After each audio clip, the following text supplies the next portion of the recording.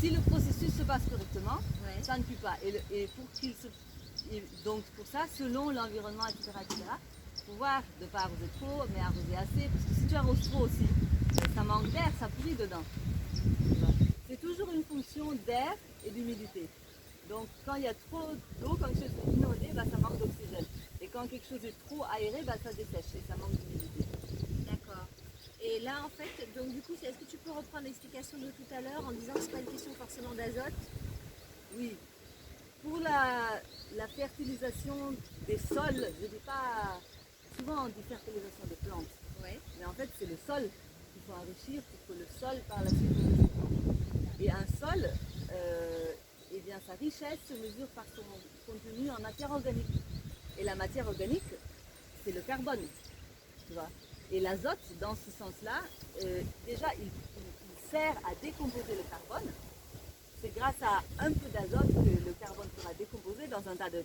Tu mets juste un tas de paille, il ne va pas se décomposer comme ça. Même en le mouillant difficilement, avec un peu d'azote, ça permettra de digérer la paille, mais c'est la paille qui constitue, c'est le carbone qui est le squelette de tous les tissus, de toute la matière organique qui vit sur Terre. Et donc c'est de ça qu'on a besoin. Et maintenant, dans un complexe humeux, tu as l'azote et d'autres éléments nutritifs qui s'associent au carbone et qui sont stockés du coup dans le sol, mais d'une manière durable. C'est pas comme un engrais que tu balances, la plante elle absorbe ce qu'elle peut et le reste est lessivé ou part en gaz. Non, là tu as un sol qui a vraiment une structure qui dure dans le temps et dans laquelle la plante peut aller chercher ce qu'il lui faut au moment où il le lui faut. Et c'est pour ça, dans un compost aussi, eh bien, mon compost, c'est un peu de fumier avec beaucoup de paille, de feuilles, de matière organique végétale. Voilà. D'accord. Ok. Et du coup, par rapport au compostage direct Oui. et le compost comme ça, Oui. quelles sont, pour ceux qui connaissent un peu moins, quelles sont les différentes fonctions? On pourrait composter aujourd'hui et traiter nos déchets, Oui. et nos eaux, etc. En compostant, surtout quand on est végétarien comme nous, on n'a pas de... Tout est compostable finalement et on pourrait le mettre directement là-bas. Quel est l'intérêt de faire ça? Alors, je mets aussi directement parce que ça, si tu veux, quand j'ai fait le tas, en fait, tu vois, le rond de briques, c'était un énorme tas qui touchait presque là. C'est beaucoup. Et après, en le retournant, j'ai retourné une première fois, j'ai fait un demi-cercle comme ça. J'ai retourné vers l'intérieur, ça a fait ce truc-là. Et ça a beaucoup diminué de volume.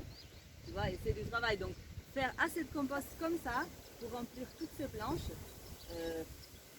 voilà, c'est illusoire. C'est ça que beaucoup de gens critiquent. Ouais, mais le compost, c'est du travail, tu ne peux jamais en faire assez pour fertiliser un champ. C'est vrai, tu associes les méthodes. Et donc, en fait, en début de saison, là, j'ai creusé mes planches et j'ai mis un peu le même principe, tu vois. Paille, feuilles, fumier, paille, feuilles et compost, etc. Et j'ai arrosé le temps que mes pépinières poussent. Et donc, la première décomposition où ça pourrait être trop frais pour vraiment mettre des plantes dedans, ça s'est fait au cours de ce mois-ci.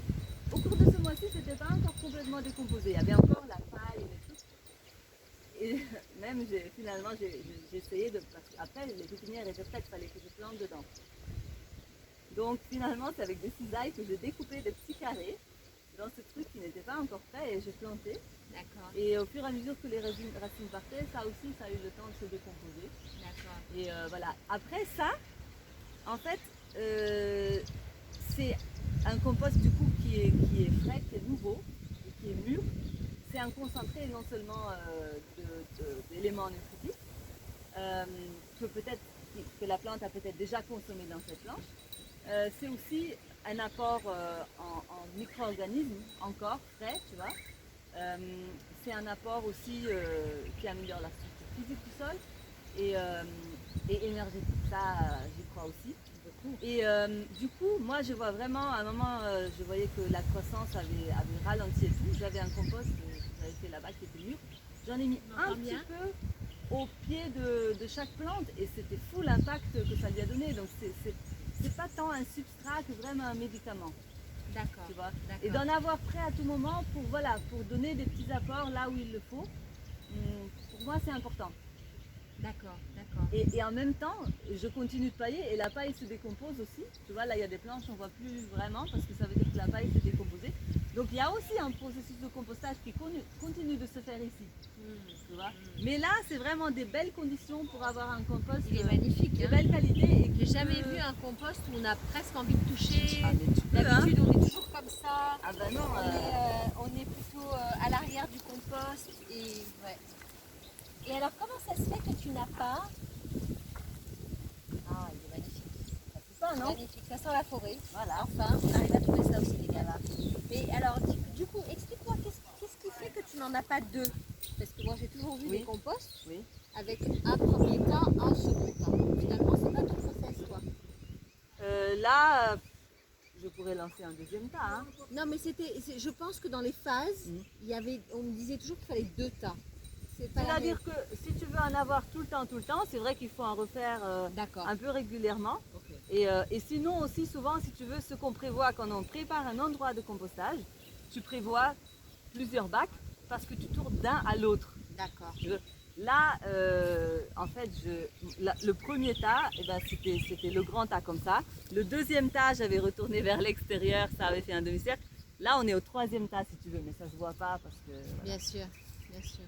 Ouais. C'est super. Mais voilà, je pourrais relancer un deuxième tas. Enfin, effectivement, l'idée c'est qu'on en est toujours à plusieurs stades. Oui. Parce que comme ça, on n'en manque pas. Ça met du temps quand même à se faire. Donc si tu attends d'en avoir besoin pour en commencer à en faire, tu es forcément décalé. C'est ça. Super. Et là, j'ai juste recouvert un peu de paille, tu vois, si tu veux ça. Quand je retourne le compost, j'enlève cette paille-là. Ça, c'est juste un couvert de protection. C'est magique, hein? L'évaporation. Tout le processus de la vie qu'il y a là. Oui, voilà. Donc pour moi, c'est aussi ça, quoi. C'est aussi d'avoir un endroit où constamment tu maintiens, tu soignes, tu honores ce processus qui est le processus fondamental du renouveau de la vie, quoi. Donc ça nous donne envie d'en faire, même dans les balcons de Dakar. mais il faut. Bah oui. Et surtout le lombricompost. T'as vu mon lombricompost? Mais un truc comme ça, tu le mets sur ton balcon, tu peux